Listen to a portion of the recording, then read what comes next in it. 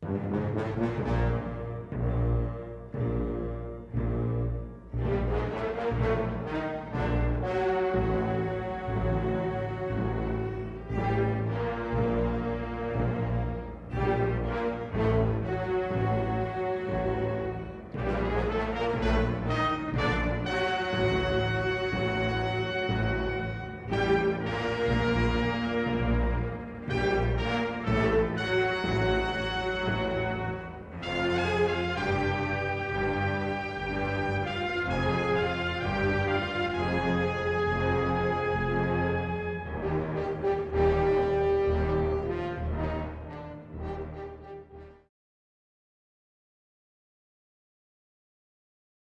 survived the Great Fire.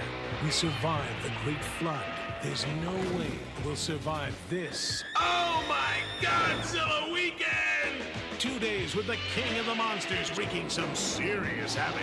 Neither man nor his machines are able to stop this creature. 3 Godzilla classics, including the original thriller. Oh my Godzilla weekend!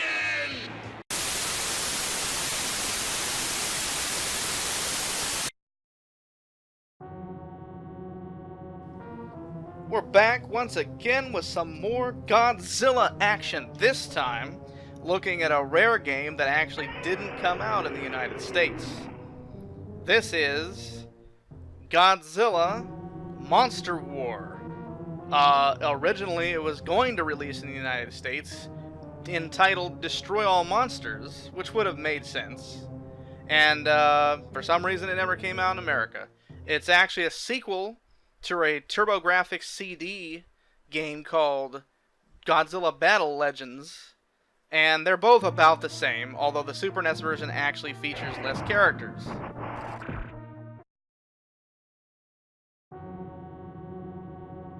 So, here we go. Take a quick look at the controls. Very, very basic. You got light attack, heavy attack, grapple button, and a dash button, basically. And as limited as this game is, I still say if I had had it as a young teen, I still would have fucking loved it. Especially if I had had a Super Nintendo as a little kid. If I had gotten one, you know, if I had been able to get this game in 1994 when it came out. The TurboGrafx game was in 93. I would have been all over it. And here you go, here's all the monsters. You had Godzilla, Anguirus, King Ghidorah, Gigan, Megalon, Mechagodzilla, Mothra, and Biolante, a plant monster that's lesser known from the 80s. Lesser known, that is, unless you're a hardcore Godzilla fan.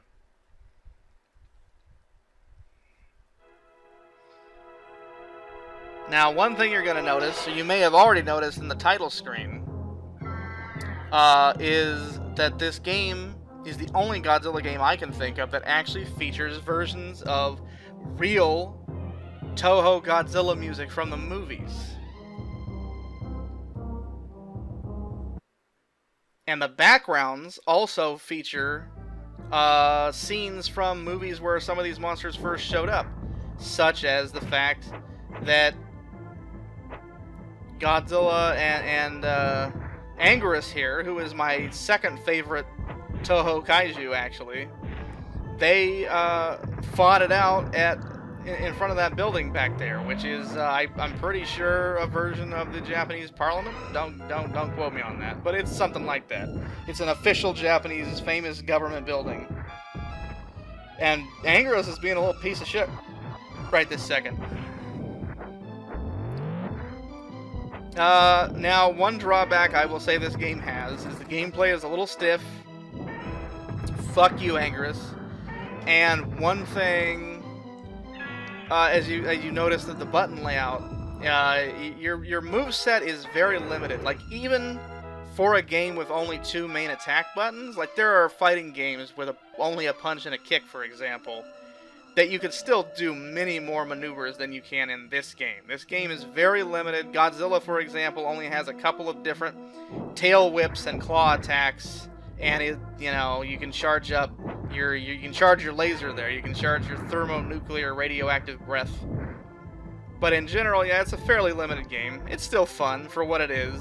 And obviously they made these games, the TurboGrafx and Super NES games here, because the mid-90s was right in the fucking hotbed of the fighting game Street Fighter craze.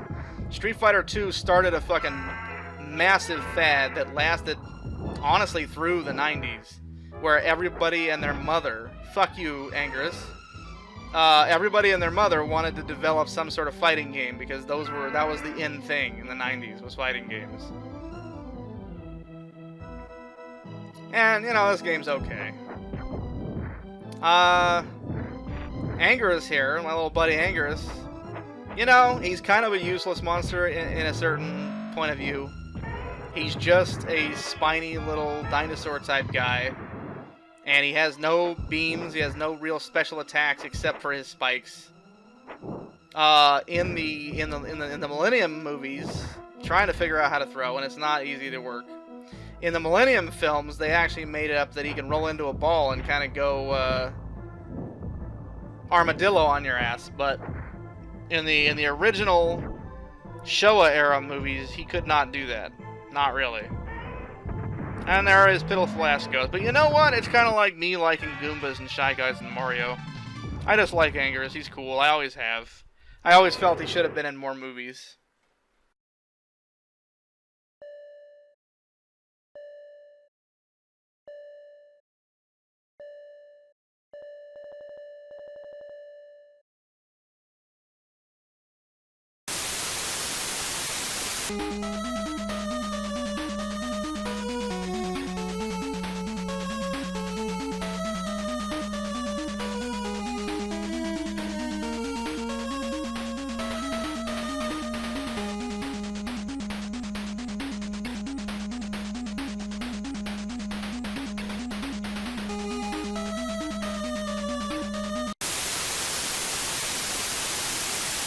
He is only in 3. He's in Return of the Godzilla, or not, Godzilla Raids Again. This is where he first popped up. He was the first other monster that Godzilla ever fought.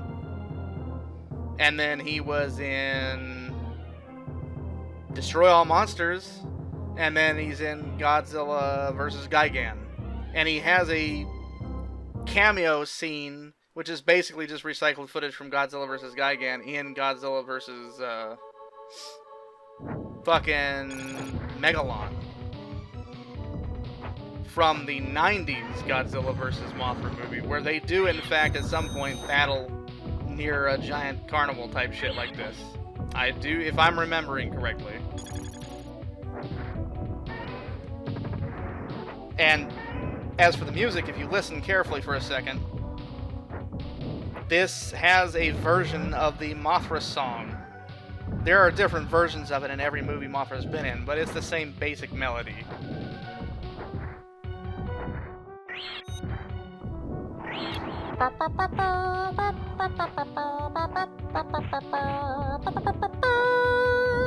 Sorry, Mothra. But you know, I just think that's a nice touch. I think that's a nice touch that they have backgrounds and music from the movies where these monsters actually come from. Most Godzilla games completely fucking ignore that. Even the later ones, where you think that they would absolutely go for the jugular and have, yes, let's have Godzilla music, yes, let's have Godzilla locations. Nah, they just kind of mainly go for generic Godzilla locations and music that some asshole made up. So I will give this game kudos for that. It should be stronger in the character selection and certainly the gameplay areas, but they definitely, when it came for aesthetics and like doing cool little things to really appeal to hardcore kaiju fans and Godzilla fans, they knew their fan base here, and that's, you know, God bless them for that. Now, speaking of those later Godzilla fighting games, I own, or eventually I came to own, Godzilla Destroy All Monsters Melee for the GameCube, and to this day that game holds up as a pretty decent, like, battle arena monster fighter type game. It could have had more monsters. That was my main complaint. Even though it has a decent selection, I felt for a 2000s game at the time that it came out, it should have had more monsters. And that leads into a Wii game that I did own for a while called Godzilla Unleashed, which is a sequel for that. It's a sequel to Destroy All Monsters.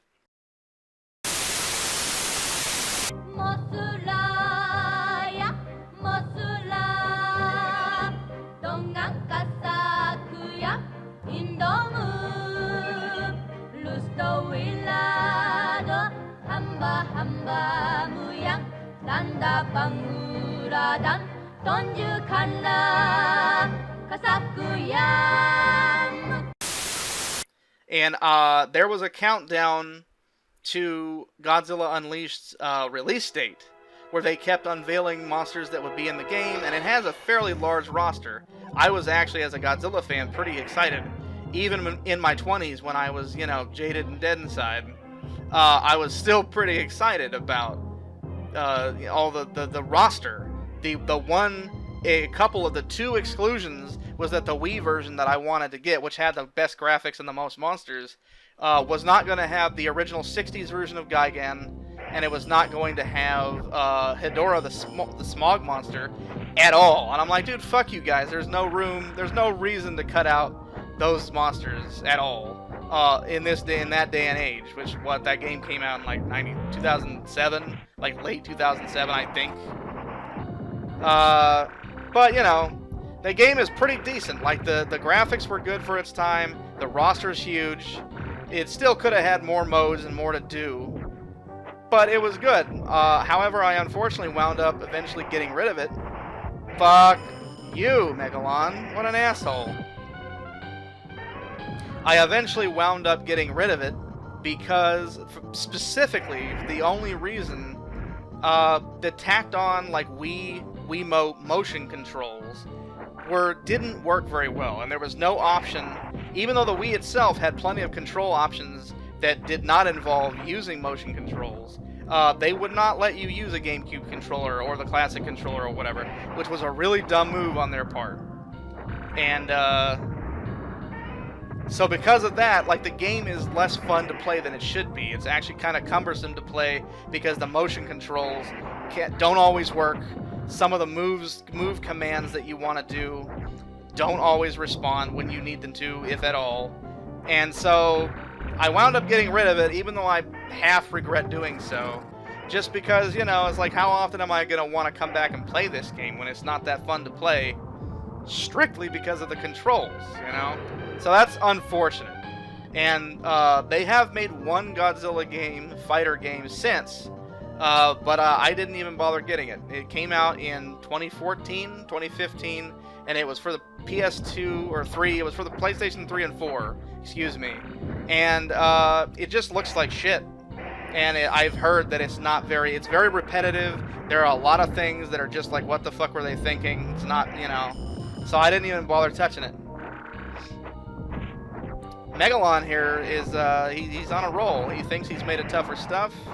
And apparently he is, because he just whooped my ass with his goddamn beam. I was doing okay, and then he pulled his shit on me.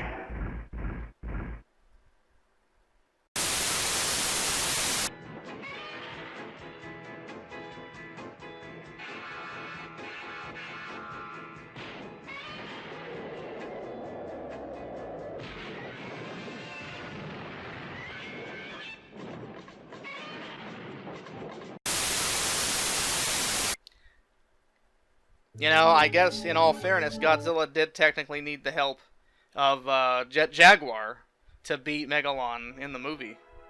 Although Megalon also had the help of that asshole Gigan, so, it's all equal, I guess. Speaking of that asshole, there he is. Look at that face. Look at that fucking face. Right now, I'm gonna go face Mechagodzilla, though. We're gonna face the Robo-Doppelganger of the Big G himself.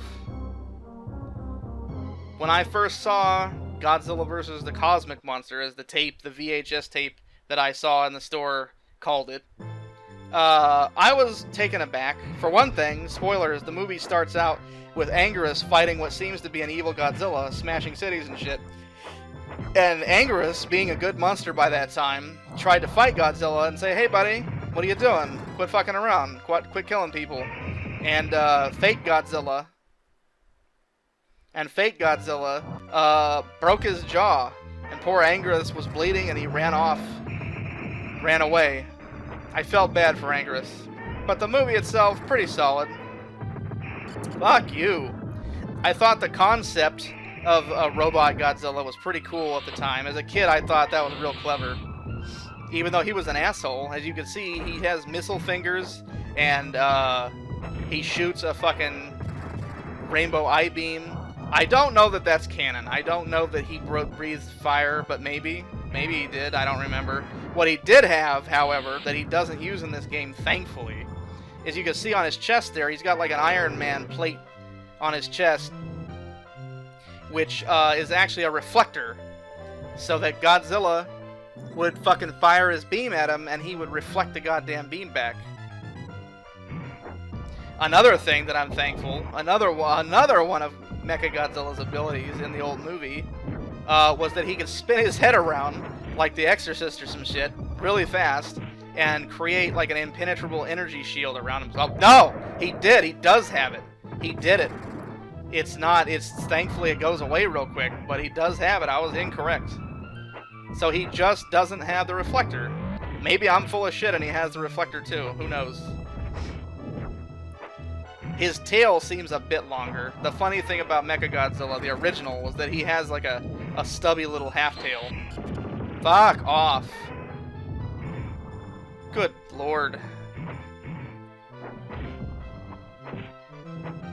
Now, Jesus, right in the nuts.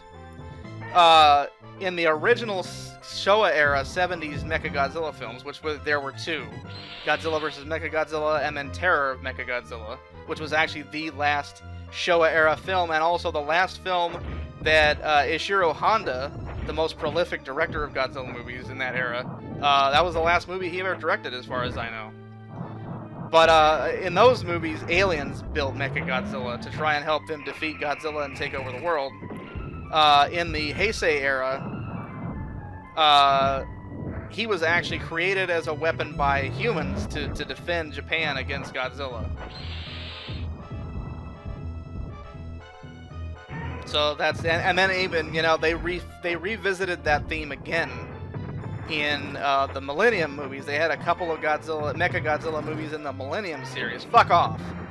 Where they had a third, Mechagodzilla 3, a sleeker, more cool kind of looking Mechagodzilla that they called Kiryu. They couldn't just call him, you know, Mechagodzilla Mach 3. But yeah, so Mechagodzilla's been a thing in every series.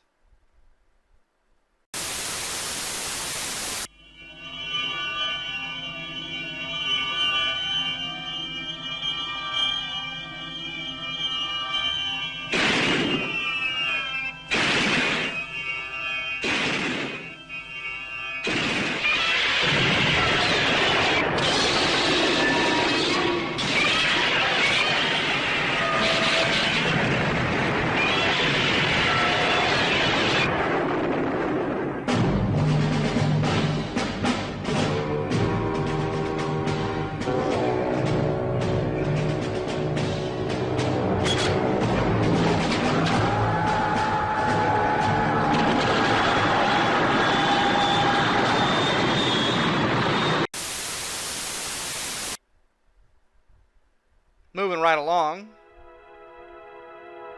might as well take a crack at Godzilla's top villain, the mighty three-headed space dragon, and a real son of a bitch, King Ghidorah. However, I want to warn you folks that in real life, Godzilla never actually managed to beat King Ghidorah. King Ghidorah was the one monster that Godzilla could never beat on his own. I think even like Gigan or Megalon, if it had just been one-on-one, like Godzilla probably could have worked it out. But King Ghidorah, absolutely not. He did not beat King Ghidorah on his own any of the times he fought him.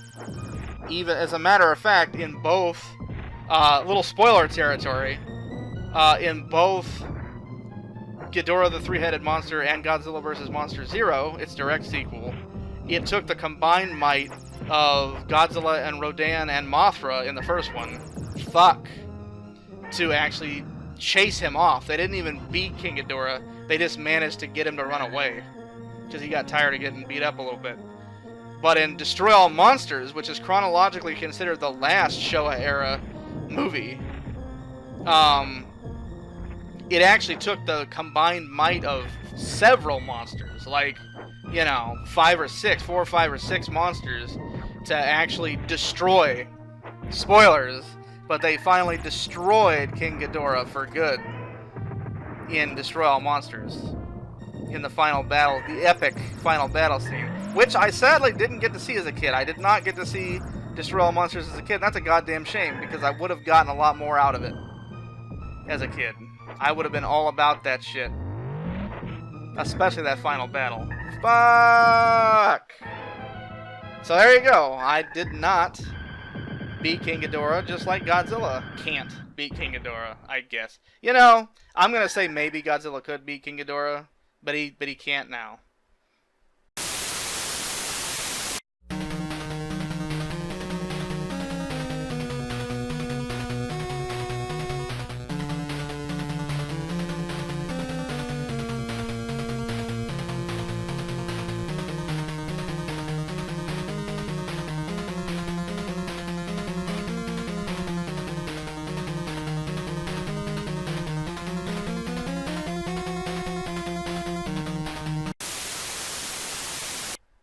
There's one caveat to that, and that's in the Millennium series, in Godzilla Final Wars, which was the last Godzilla movie they made until the fucking weird 2016 Toho film that finally came out way too late later. In Godzilla Final War, which I actually liked quite a bit, there was this mysterious monster that showed up with the Planet X aliens called Monster X. Because, you know, he's from Planet X. Makes sense, right? But he transforms. It's not his final form at all. And he transforms into a version of King Ghidorah. And I didn't see that coming, so I'm like, oh, shit. Now, this background is also from the movie where Gigan first showed up. Godzilla vs. Gigan. This is a little theme park thing called Monsterland, not to be confused with Monster Island. And that thing in the background that is already destroyed and you can't totally see was a giant fake Godzilla tower that was just supposed to be for looks, but spoilers, it was actually a weapon for aliens, and the face actually shot laser beams, frickin' laser beams. Godzilla vs. Gigan is not by any means a terribly great movie. As a matter of fact, I would say in some ways it's kind of worse than Godzilla vs. Megalon. But the one thing it does have going for it, a really nice tag team battle between Godzilla and Anguirus, and then Gigan and King Ghidorah. That's a nice tag team battle. And even though Anguirus, in the world of these giant monsters, is a little bit of a puss, as I've explained, you know what? He still did good. They made a pretty good team. Gigan, for those who aren't aware, even though I pointed it out in the other video, is if you can't tell, he's got a giant buzzsaw, essentially, on his stomach. He is a cybernetic monster. He's not fully organic. He's a cyborg monster. And he's got eye beams, and he's got hook arms, and he's got a fucking, you know, blade on his belly that he didn't use, but it didn't matter because I just fucked his shit up. So there you go. There you go. You know what? I am not gonna try and beat this game because I don't know that I can, but I think I've shown a good amount. And again, I'll reiterate that it was, if I had had this in the mid-90s as a kid, as a teen, a preteen, I would have loved it. I would have loved it even despite its flaws. And I would love, what I would love on a final note, is if they would make another Godzilla Destroy All Monsters Unleashed 3D arena type Godzilla battle game again. Except this time, you know what, Toho, quit fucking around. Throw every goddamn monster in there. Throw actual locations from all the different old Godzilla movies in there. Throw actual music from all the different Godzilla movies in there. You know, even minor monsters, like the 3 monsters from fucking Space Amoeba, right? Why not? Ghidorah was used as an enemy, as an enemy monster in the NES Godzilla game. So, you know, I think all those monsters should be in it. There's no excuse not. Throw in the 2 giant ape missing link things from fucking War of the Gargantuas, you know? Fuck it. Throw in a giant, goofy-looking guy that they call Frankenstein. I don't give a shit, right? It would be nice to get, like, one last good, well-made, like, ultimate Godzilla battle game. Like, that would be pretty nice. And you know what? If they want to throw in a completely extraneous side mode that's similar to Godzilla 2 War of the Monsters on NES, where you can play as little, like a strategy mode, basically, where you can play as little Earth Defense Forces and have to fend off the giant monsters and protect cities and shit. Like, you could have both. You could have the normal modes that they've had in those games that are like Rampage, where you just have to trash the city. And then they could have a defense mode where you play the humans trying to keep the city from being destroyed. I think that would be fucking sweet. But anyways, that was Godzilla Monster War on the Super Famicom, the Japanese Super Nintendo, that we never got. And it's okay. If you can find it on the side of the road, if you know what I mean, check it out. And I'll see you next time.